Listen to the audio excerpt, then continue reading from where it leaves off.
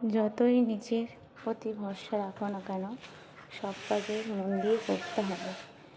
এখানে আমি বাপের বাড়ি এসেছিলাম, দেখো সরকারি ঘর কাদের হয়েছে জানি না। আমার মাদের সরকারি ঘর হতে প্রায় 3 বছর লেগে গেল এই ঘরটা করতে করতে।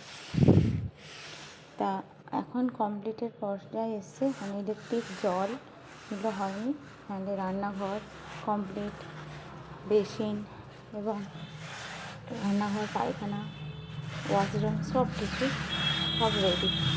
এখন দেখো খুব সুন্দরভাবে, খালি এবার ডেকোরেশন করতে হবে, কালার রঙ করতে হবে, ইলেকট্রিক ও জলের লাইন নিলে কমপ্লিট, এইটুকুই।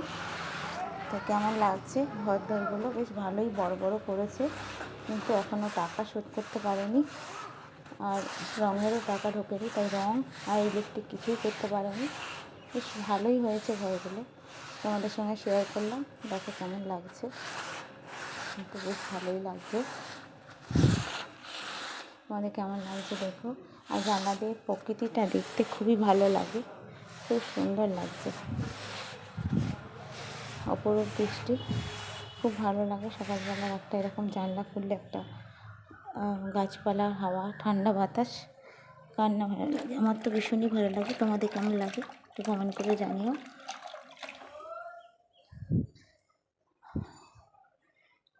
জানলাটা শাটার সিস্টেম, পরে কাঁচ লাগিয়ে নেবে, কোনো কাঁচ লাগাইনি, শাটার সিস্টেমে আছে।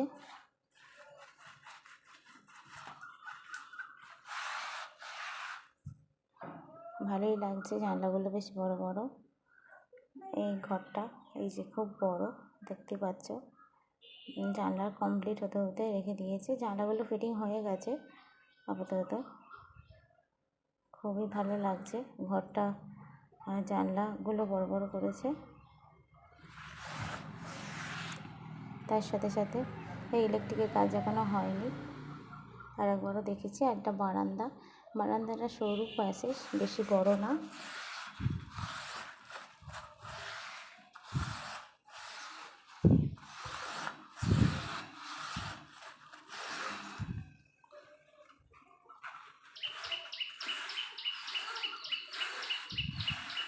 দেখো আর একবারও দেখিয়ে দিচ্ছি, ঘরটা এরকম বড়, বারান্দা, গেটটাও বসানো হয়ে গেছে, খুব ভালো লাগছে।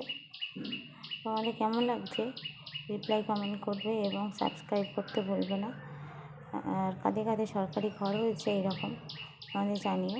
এটা ঘর, বারান্দা আর পায়খানা, বাথরুম আর রান্নার ঘর। এই পর্যন্তই। সবাই সুস্থ থেকো, ভালো থেকো, আর সাবস্ক্রাইব করতে ভুলবে না।